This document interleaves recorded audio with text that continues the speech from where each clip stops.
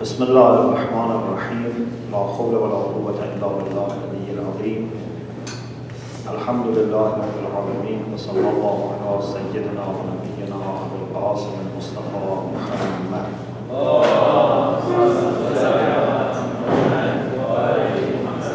وآل الطيبين الطاهرين لا سيما بقية الله في الأرضين جل الله تعالى فرجه الشريف وجعلنا من أعوانه وأنصاره وشيعته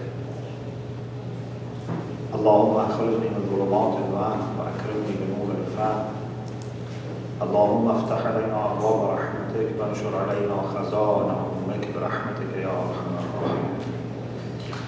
Alhamdulillah, we have to feel to spend some time together learning some aspects of Islamic theory of education. Our time is very short and I may not be able to cover what we have planned, but you have access to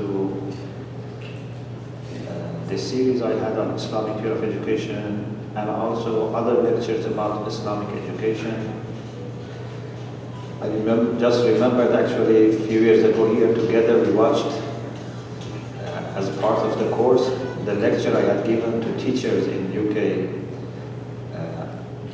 under the title of Aims and Objectives of Islamic Education. So there are some humble materials for you that you can follow to complete this discussion. The first thing is to familiarize ourselves and remind ourselves of the Quranic references about education. Then we go to Hadith. Then inshallah we'll try to understand what is the definition of knowledge, what are different types of knowledge, and then inshallah we will see what should we aim at as educators when it comes to attitudes, when it comes to values and practices. So I hope inshallah we get a chance to briefly touch upon all these things. In the Quran, if you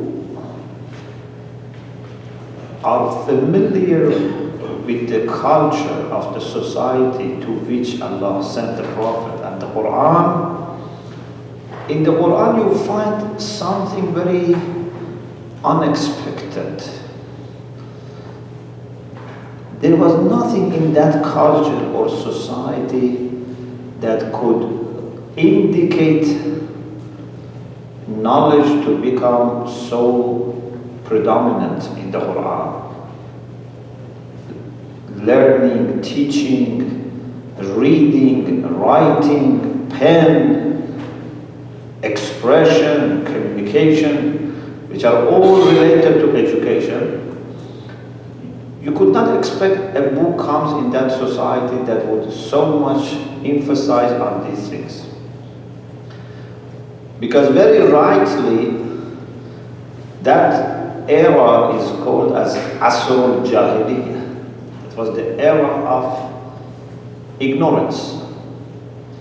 Ignorance in both senses, because Jahl is either not to know or to know but not to act rationally. So Jahl is sometimes opposite to ilm and sometimes opposite to aql. And that society lacked both ilm and aql.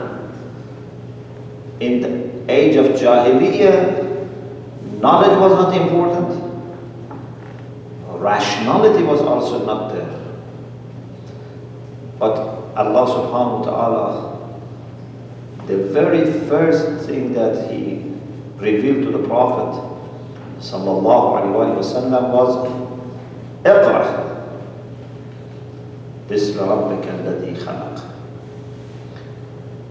Even not Utlu, not Ibda, اقرأ. Because qira'ah, recitation, certainly requires having a text to read. If you say something from your heart, if you give a lecture without having a text, we cannot say qara'a. Qara'a means there must be a text.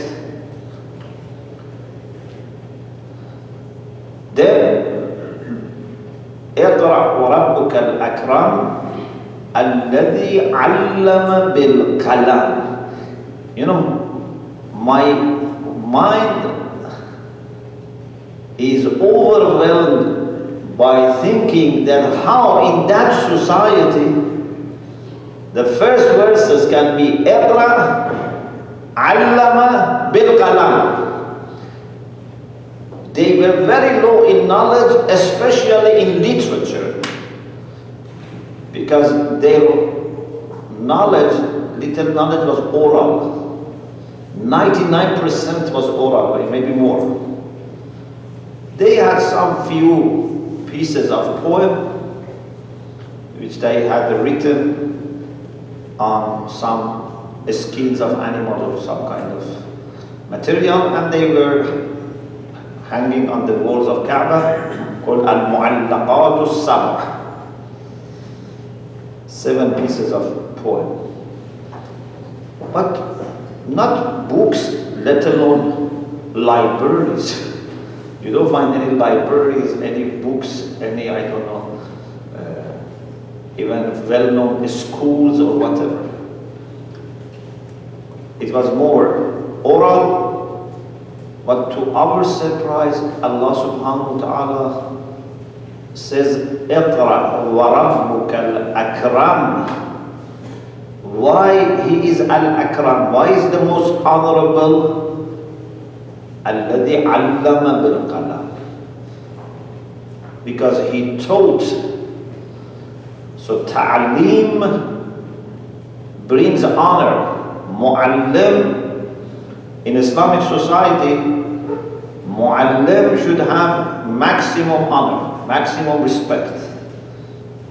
And even Allah subhanahu wa ta'ala says he is akram because he is teaching.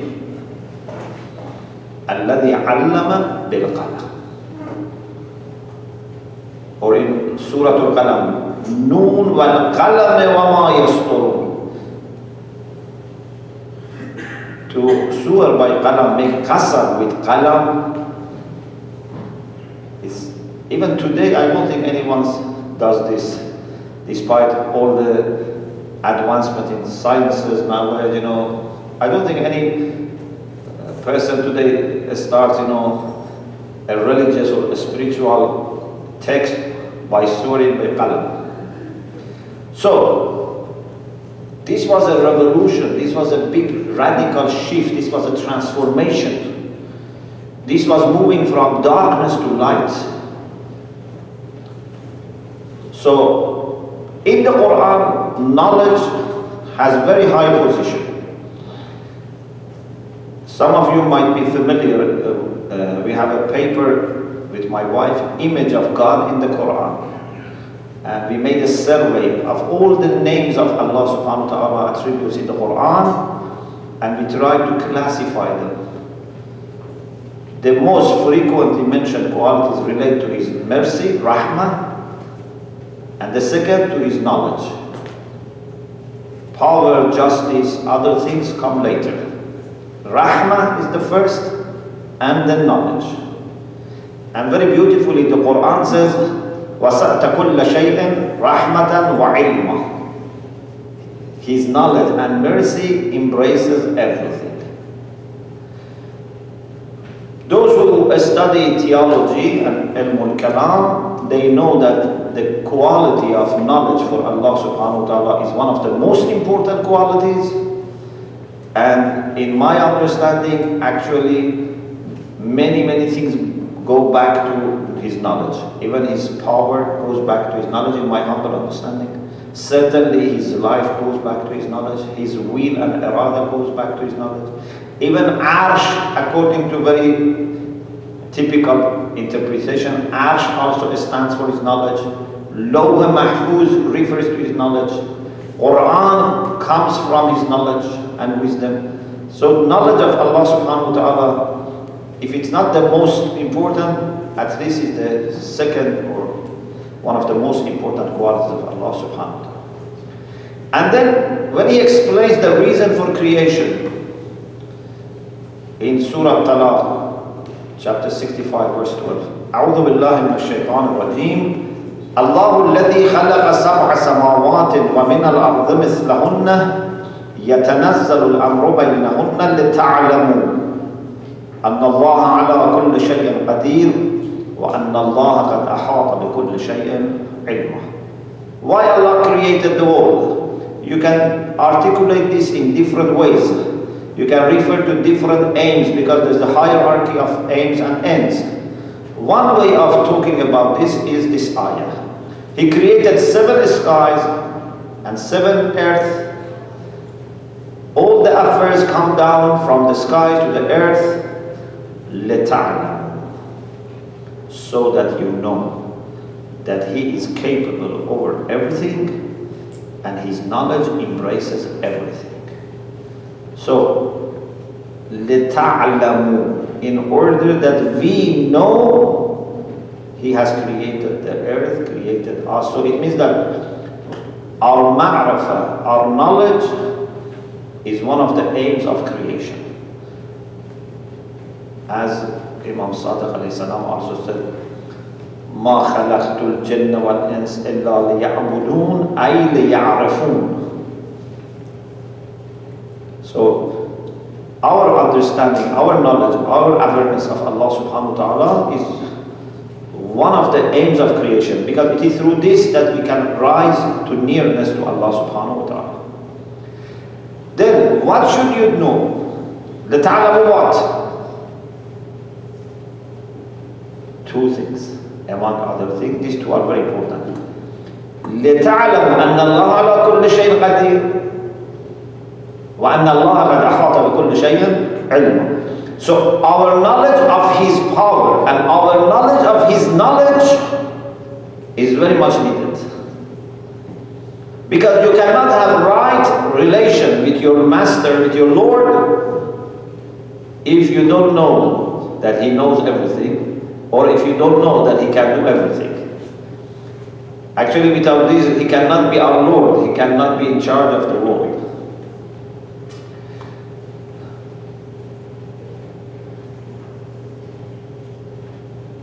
In Surah Ar-Rahman also Allah subhanahu wa ta'ala says, Ar-Rahman 'allama al-Quran, khalaqa al-insan, 'allamahu al-bayan.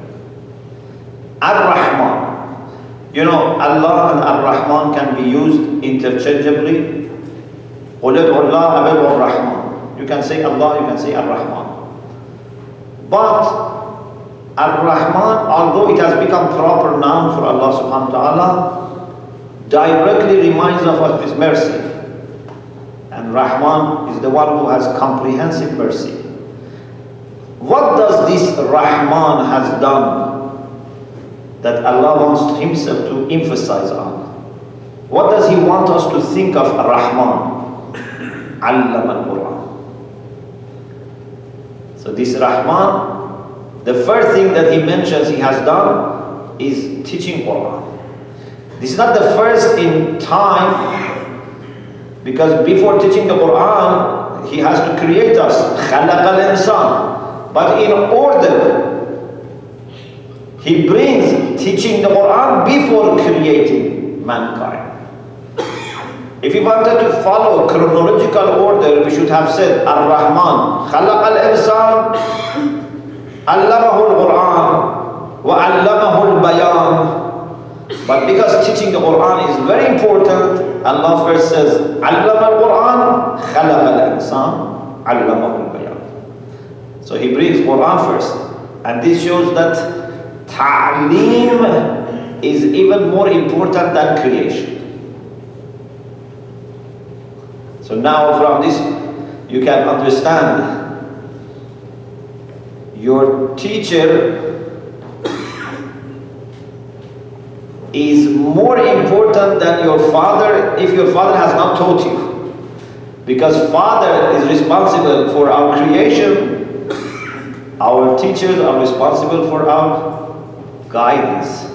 Of course, most of the time, alhamdulillah, our first teachers are our parents. So they have two rights upon us. They teach us the akhlaq of Islam. So they have two rights. But if it was just a father who has nothing except bringing you to this world and looking after your physical needs, he didn't tell you anything about akhlaq or religion, and there is someone who has taught you something, has guided you in the first place, Prophet, Imams, Ulama. So the rights are not similar. Allama al-Quran, khalaqa al-insan. Also what we can be getting as a message from this ayah is that teachers of the Quran should be manifestations of Ar-Rahman. Ar-Rahman allama al-Quran, not Al-Jabbar, not Al-Qahhar, not Al-Muntaqim, not other words. Ar-Rahman allama al-Quran. This shows that a teacher of the Quran should be a manifestation of Rahman.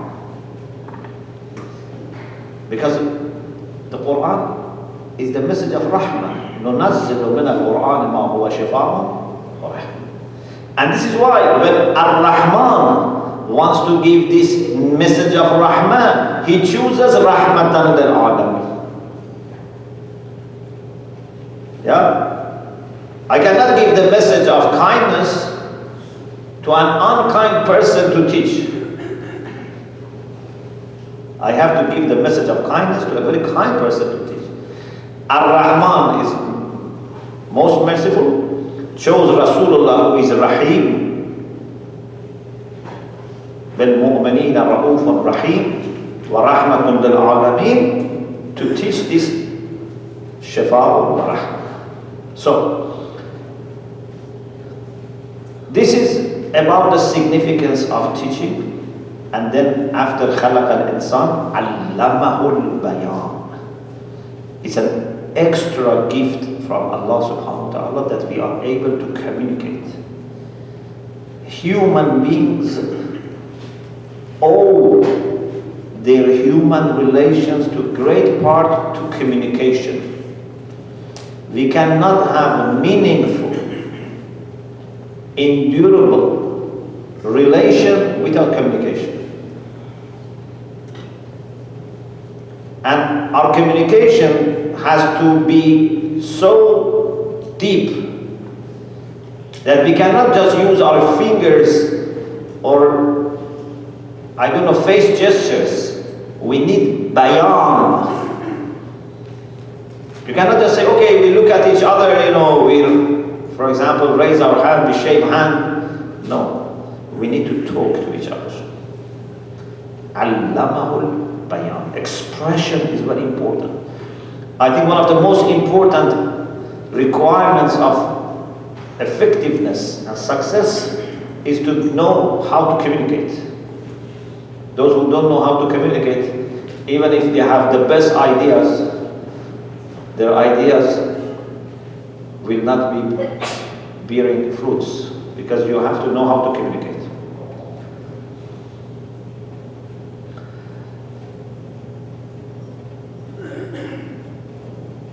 One of the things we find about Allah being a teacher is that His teaching has also levels.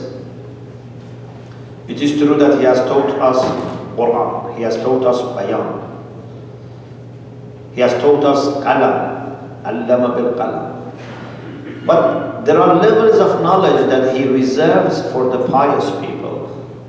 Ittaqullah wa yu'allimukumullah. This is not then for everyone. This is not from Rahman, this is from Rahim. Because this is not for everyone. If you have piety, Allah will teach you. This is extra teaching. And tattaqullah yaj'al lakum furqana. This is also a matter of giving you some knowledge, some ability to discern. So There is not only one common level of teaching, there are different levels, and this can become very, very specific, because Furqan has to be a specific insight to understand. Furqan cannot be general theoretical knowledge. Furqan has immediate impact on your decisions. This is Furqan. Furqan is even different from Mizan, because Mizan can be general and you have to apply it to cases. Therefore Mizan can be given to everyone. لَقَدْ أَرْسَلْنَا رُسُلَنَا بِالْبَيِّنَاتِ وَالْمِيزَانِ. Mizan is given to all of us. But Furqan is the application of Mizan to particular cases, that this is extra guidance from Allah subhanahu wa ta'ala. And this is given to pious people. إِن تَتَّقُوا اللَّهَ يَجْعَلْ لَكُمْ فُرْقَانًا, or الَّذِينَ جَاهَدُوا فِينَا لَنَهْدِيَنَّهُمْ سُبُلَنَا. And that is when Allah subhanahu wa ta'ala not only shows you one case or two cases, He gives you subul. He gives you path of success. He shows you the path for every area of life, which is subul.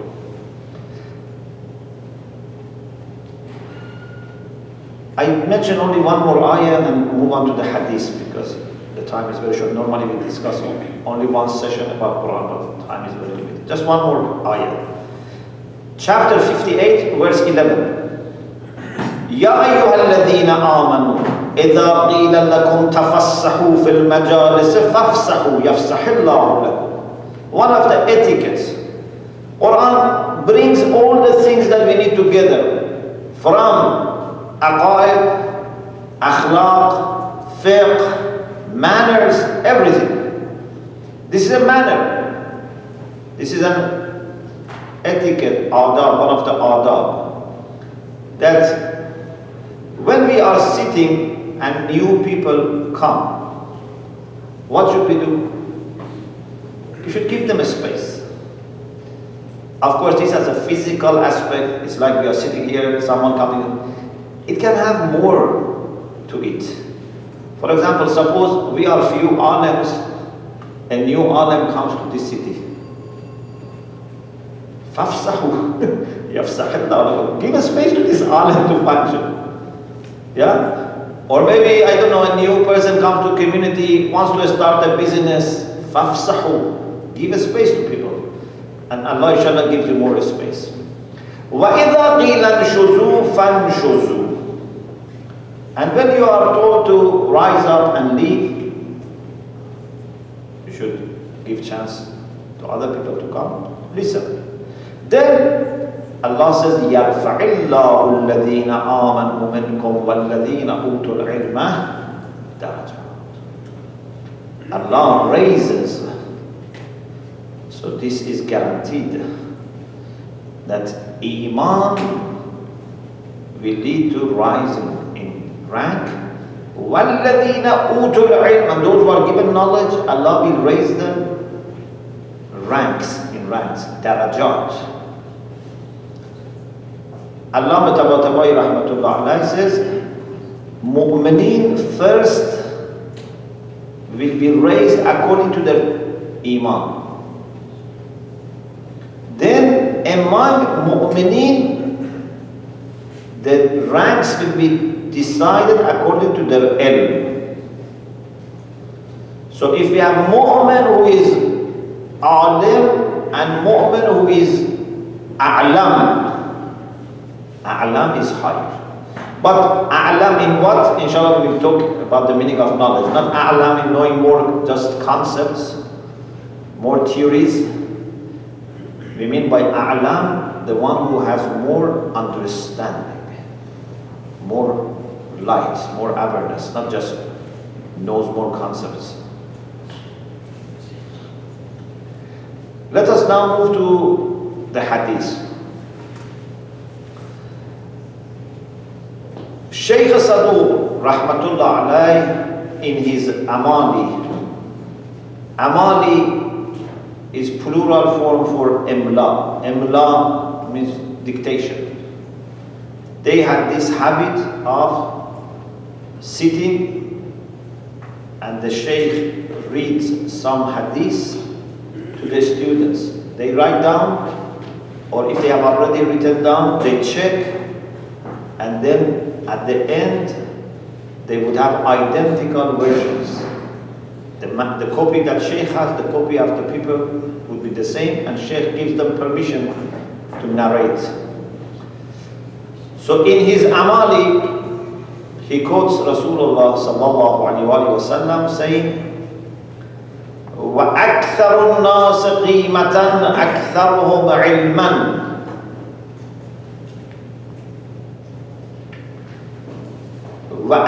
وَأَقَلُّ النَّاسِ قِيمَةً أَقَلُّهُمْ عِلْمًا. The most valuable people, the highest people in value are those who have more knowledge. And the least valuable are those who have least knowledge. So it means that the value is measured by the amount of knowledge. What type of knowledge? We will talk about it later. It's not that whoever has PhD is better than who has masters, who has masters is better than who has bachelor, who has bachelor is better than who has diploma. No, it's not like that. Or someone who has been, for example, Ayatollah is better than Hujjatul Islam is better than... This is not just based on the theoretical knowledge. This is not just based on certificates. Whatever is knowledge, which we'll talk about it, that knowledge is the criteria. Also Rasulullah said, Al-ilmu ra'asul khayr kulli wal-jahlu ra'asul sharr kulli. Every good comes from knowledge, and every bad comes from ignorance. Here we have a big discussion in philosophy, especially moral philosophy. Some of you might have heard that Socrates had this idea that all the problems come from ignorance. Not knowing is the root of all the problems. But Aristotle disagreed with Socrates. And Aristotle had the idea that sometimes we know and still we have problems. Sometimes we do bad things not because we don't know, but because we don't want to implement our knowledge. This is where we talk about moral weakness. Moral weakness means that you are not able to keep your values. You compromise about your values, although you know them. Then scholars have discussion, Socrates was right or Aristotle was right.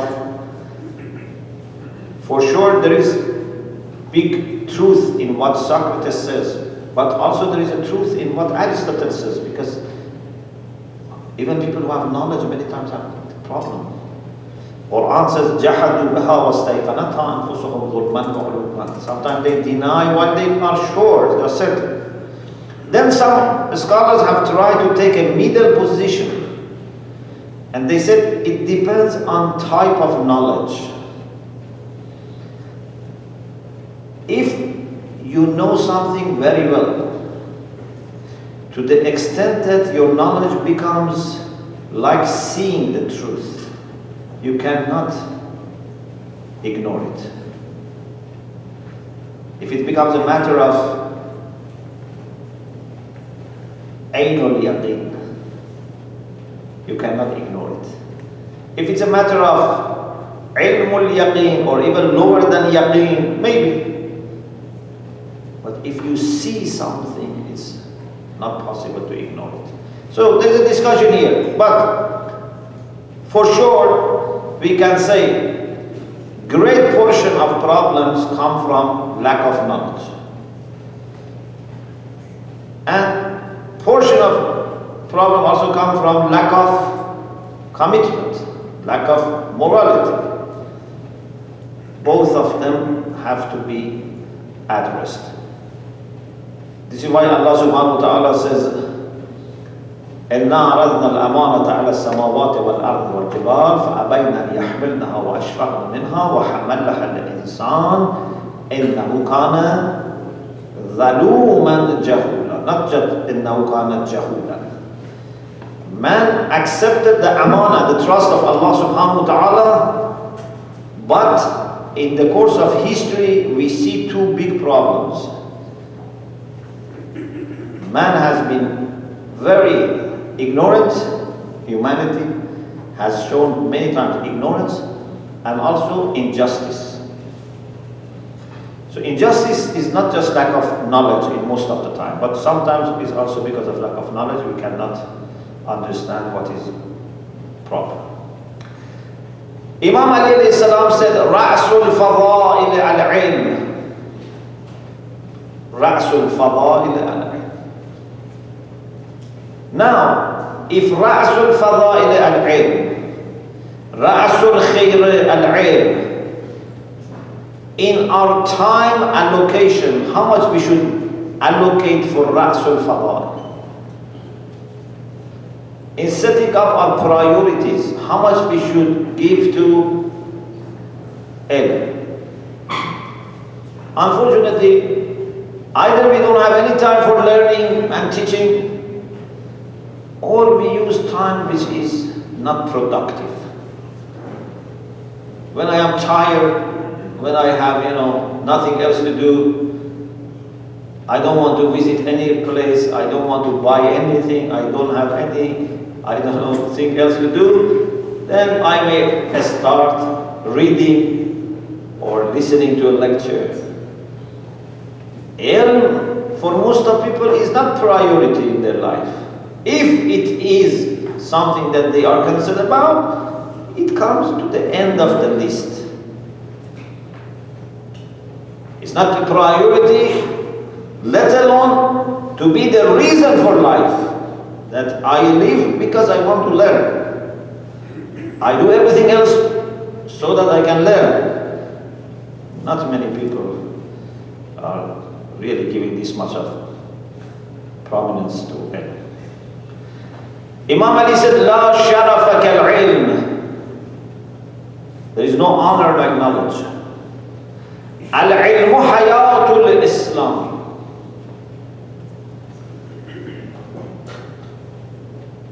Hayatul Islam, life of Islam is not through number of Muslims. Suppose we have 6-7 billion of Muslims who are ignorant. Is this going to make Islam very powerful? Suppose in a city we have many Muslims, many mosques, many centers. Does it make Islam is progressing? No. We have to see how much knowledge is there, how much Islam is presented with knowledge, with scholarly knowledge.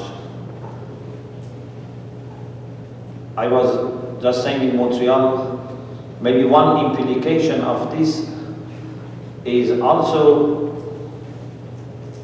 about the way we should run our centers. If al-ilmu hayatul Islam, doesn't this imply that al-ilmu hayatul markaz al-Islami, al-ilmu hayatul jadiyah?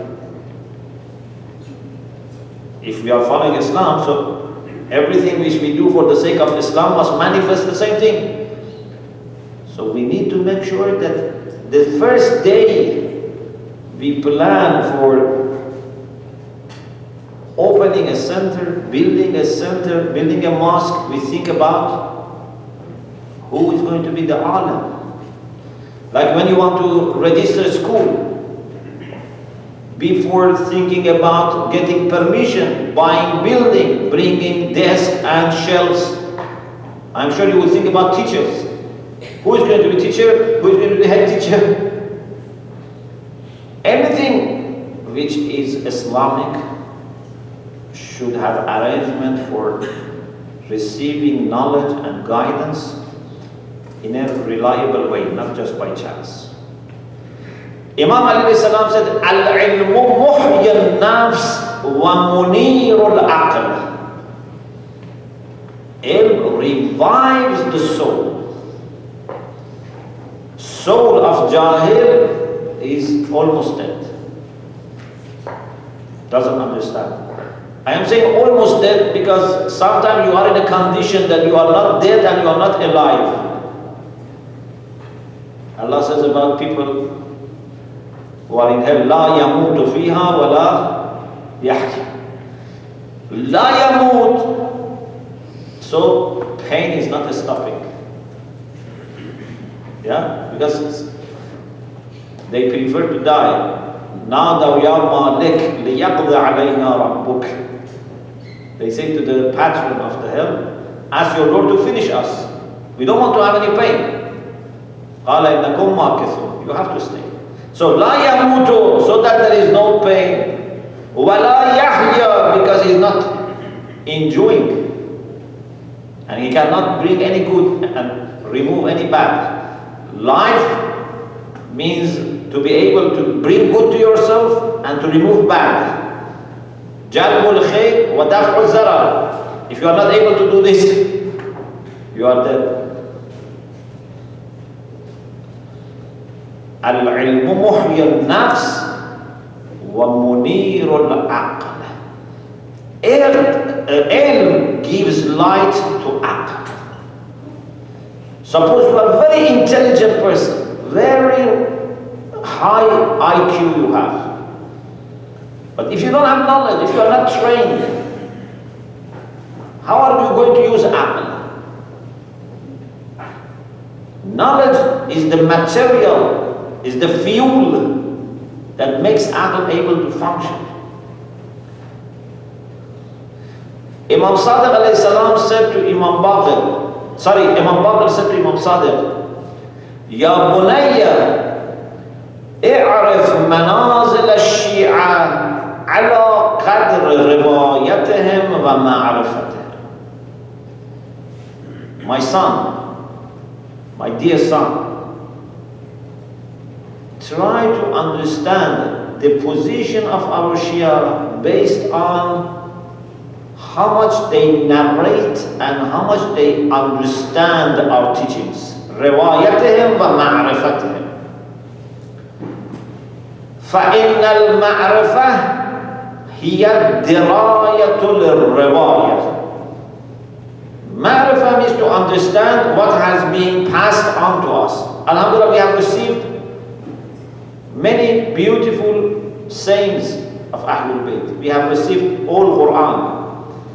Now, it's a matter of understanding Quran and these hadiths. Who understands better would be closer to Ahlul Bayt. فإن المعرفة هي الدراية للرواية والدراية للروايات يعلي المؤمن. Here it is written يعلو, but it must be يعلي المؤمن إلى أقصى درجات الإيمان. Understanding and knowledge takes the moment to the highest ranks of Iman. This is why, I think that if the prophets of, for example, Bani Israel, were today present, what would be the position? Rasulullah said, Ulama ummati afdal min anbiya Bani Israel. Means if those prophets were today among us, they would be our marajid, our great scholars. And if these scholars, great scholars, were at that time, they would have become prophets. This is the meaning of ulama ummati afdal min anbiya Bani Israel. They don't become prophet because there is no revelation coming anymore. But if they existed at that time, they would have become prophets. And if those prophets were coming today, they wouldn't have revelation, but they would be still aleph. So never underestimate the significance of ilm and knowledge. Imam Baqir alayhi salam says, "Inni nadartu fi kitab la'aliyin alayhi salam." I look at one of the books of Amir al-Mu'mineen and I found this. Amir al-Mu'mineen alayhi salam had different collections, different books. إِنَّ قِيمَةَ كُلِّ امْرِئٍ وَقَدْرَهُ مَعْرِفَتُهُ. The value and rank of every mu'min is based on his or her ma'rifah, understanding.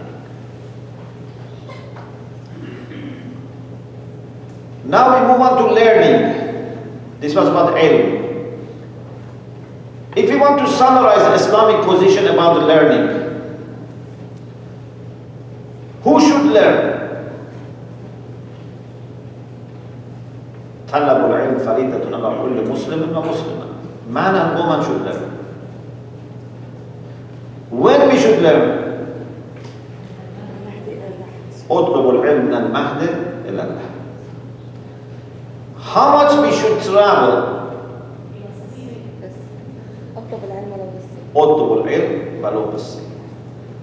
So if learning means you have to travel half an hour, 1 hour, 2 hours, no problem. Even if learning depends on traveling to another continent, you have to go. How much danger and risk can be accepted for learning?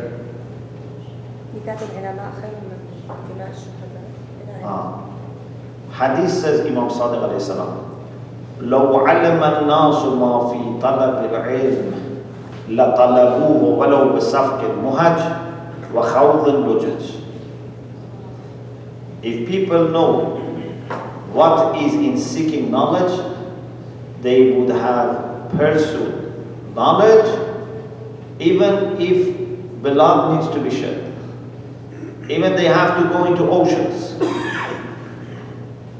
You cannot say, no, I don't go for learning because I may catch cold.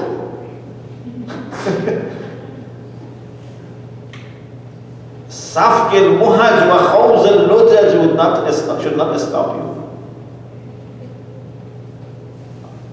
Let alone becoming ill or, I don't know, facing some little difficulties, lack of inconvenience. No excuse. From yes. لو علم الناس ما في طلب العلم لطلبوه ولو بسفك المهج وخوض اللجج.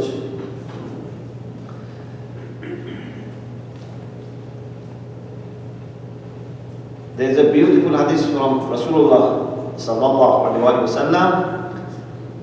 Says, إذا جاء الموت لطالب العلم وهو على هذه الحالة مات. Or إذا جاء الموت لطالب العلم وهو على هذه الحالة. If death comes to the seeker of knowledge while he or she is learning, مات وهو شهيد.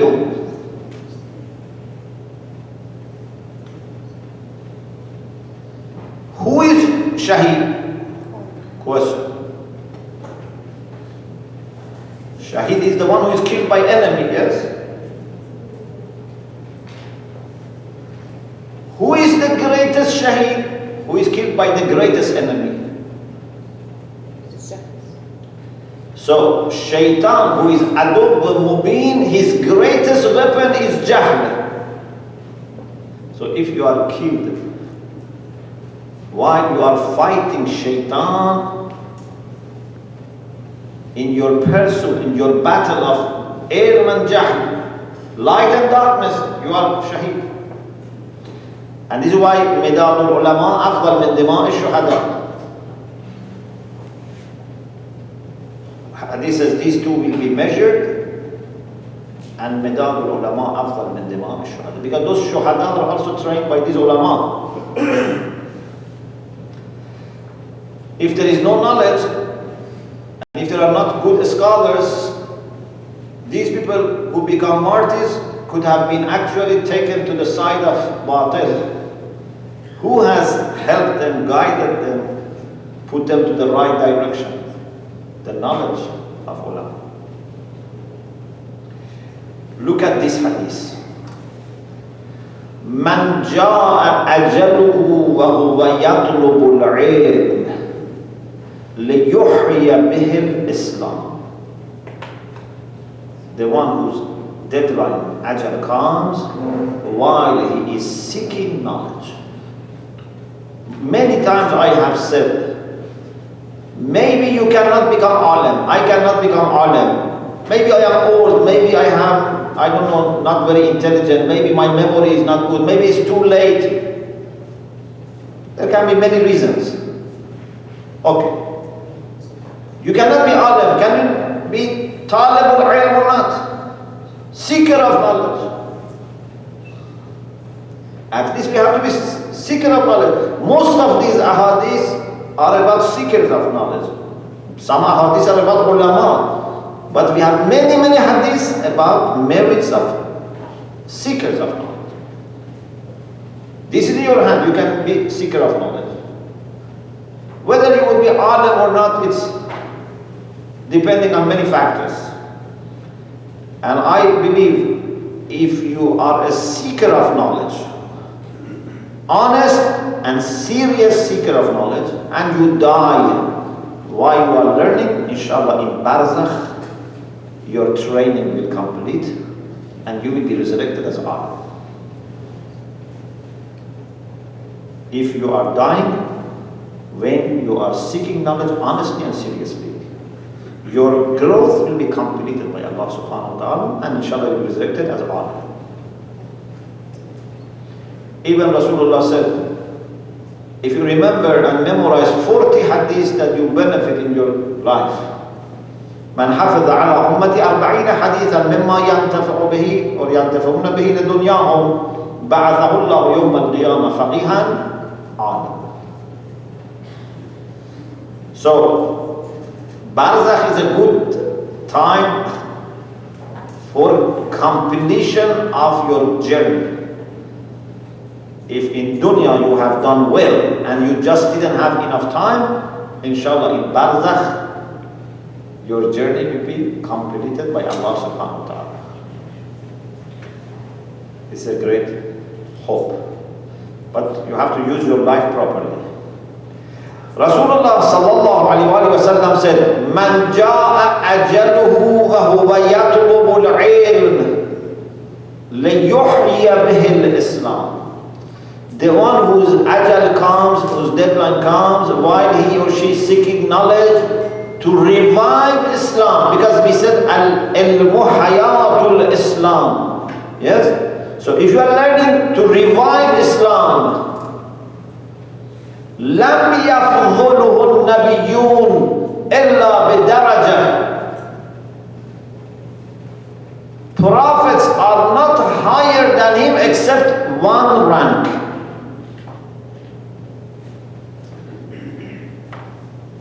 And this is for yatlubul ilm. If you are ulama, after an anbiya, this is about seeker of knowledge. This is about talibul ilm. Talibul ilm, whose intention is to revive this Islam with this, is only one rank lower than prophets. And if alim can be above many prophets.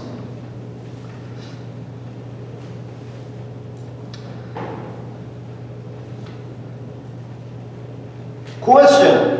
You said there is no limit in time, there is no limit about distance, there is no limit about gender. What about teacher? If we don't have good teacher, should we use this as an excuse Hadith says, if there is a person who is not good, but has some pieces of wisdom,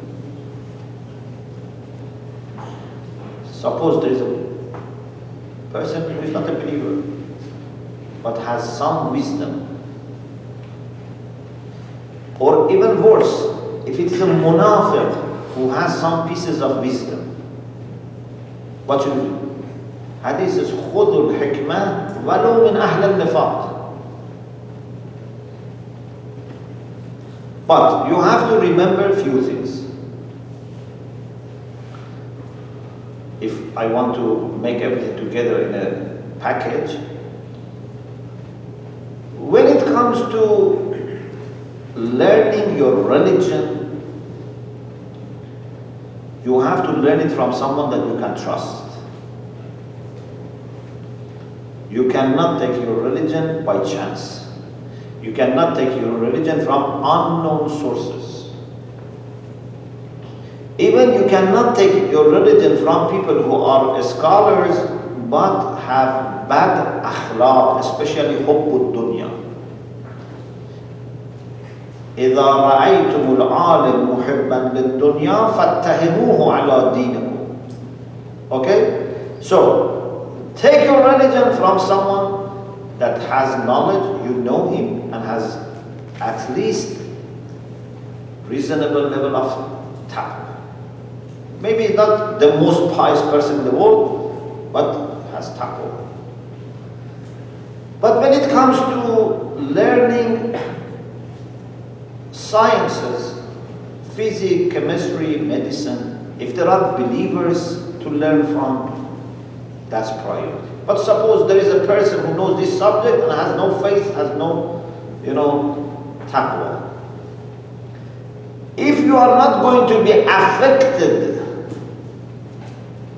by his bad akhlaq, by his lack of faith, and can just learn the subject, go and learn the subject. No hesitation. No, don't say, no, I don't want to go to this person. Muslims have to learn any science which is useful, any technique which is useful. They have to learn. Believers, actually, human beings should do this. But if the cost for learning physics or chemistry or mathematics from this person is that I lose my honor, or I am going to lose my piety, or I am going to little by little go away from my faith, of course that's another scenario.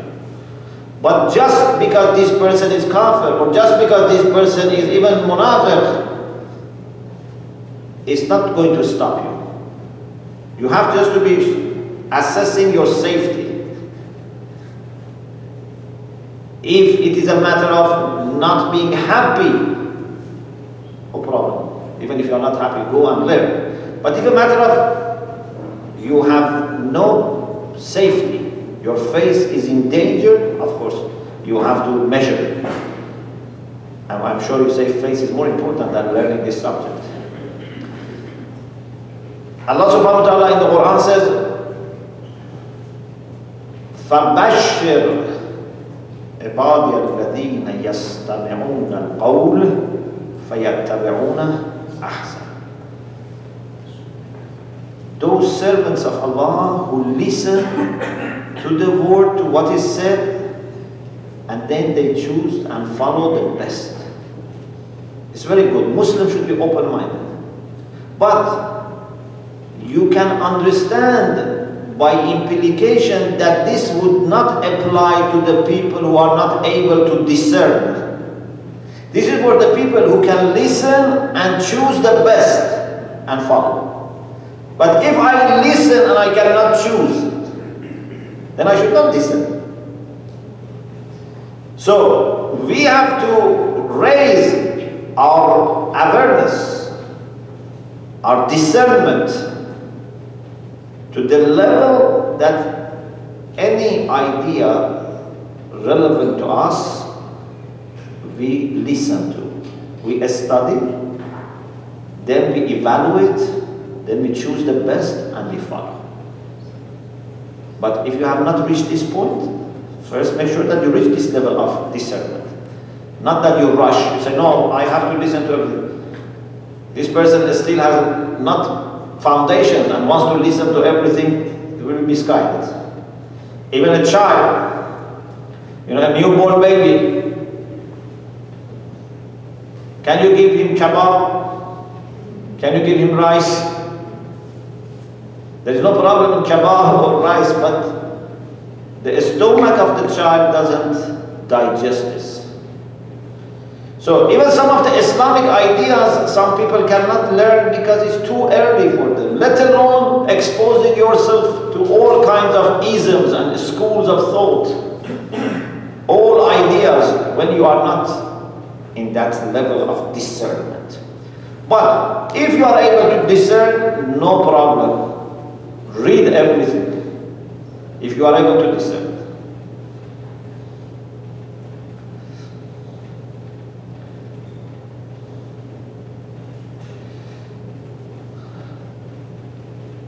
Then about ta'aleem, I mentioned just 1-2 hadiths. Inshallah, we continue this in next session, tomorrow. Just maybe 2 hadiths. من الصدقة, Rasulullah sallallahu alaihi wasallam said, من الصدقة أن يتعلم الرجل العلم فيعلمه الناس. It's an act of charity if you learn and teach people. Unfortunately, sometimes people, when they learn something, they are not happy to share. So, I have to spend lots of time. Now, how can I share it easily with you? Or, sometimes, some industries, some countries, when they find certain technology, they don't teach others. They want to take lots of money to teach. Or they don't even teach, they just want to sell their products.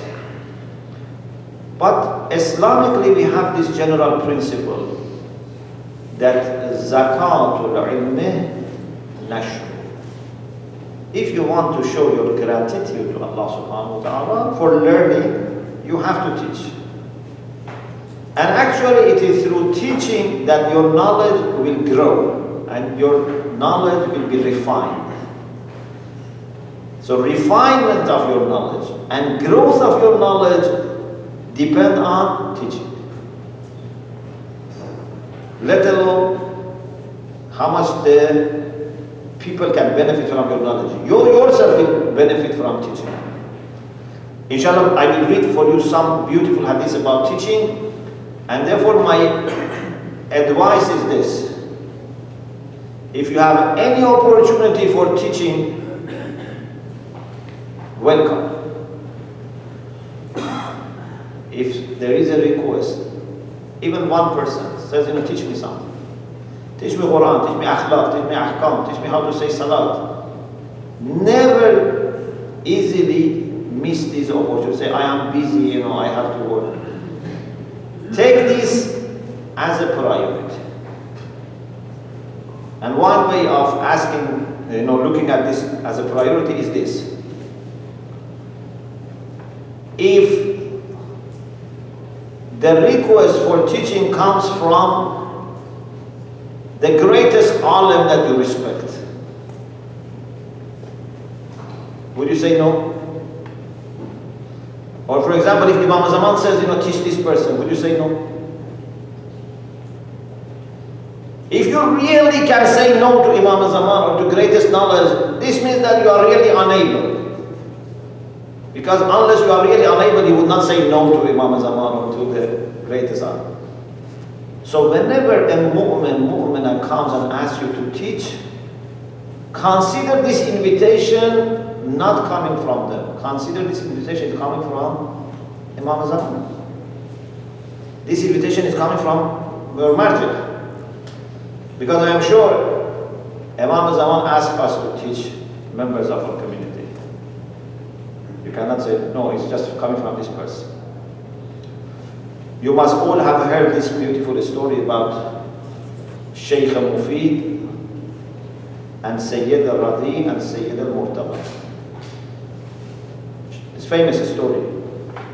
Sheikh Mufid in his dream saw Lady Fatima Salamullah alayha bringing Imam Hassan and Imam Hussein and saying, Ya Sheikh, allimhum al-fiqh. Oh Sheikh, teach them fiqh.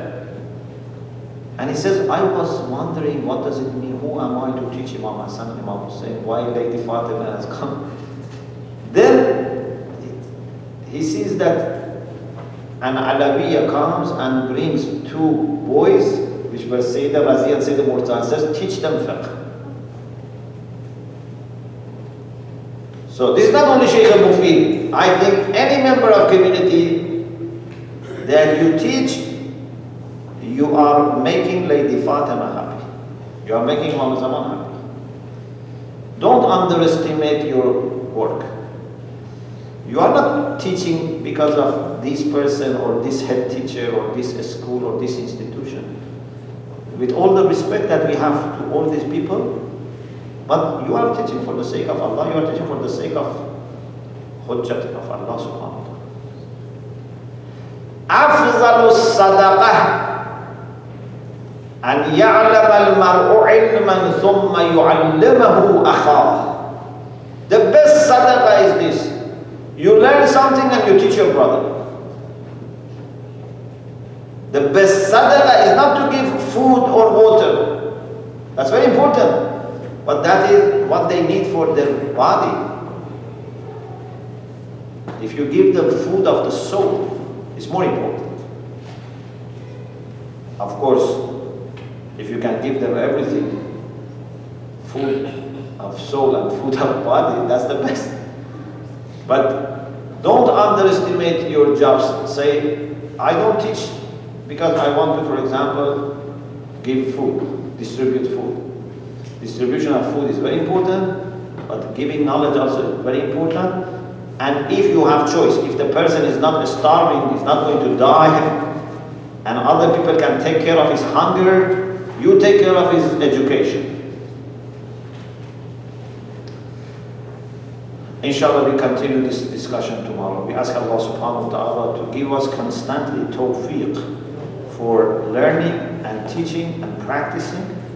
We ask Allah to increase platforms and institutions that make education very accessible to all people, especially members of our community. Alhamdulillah Rabbil Alamin.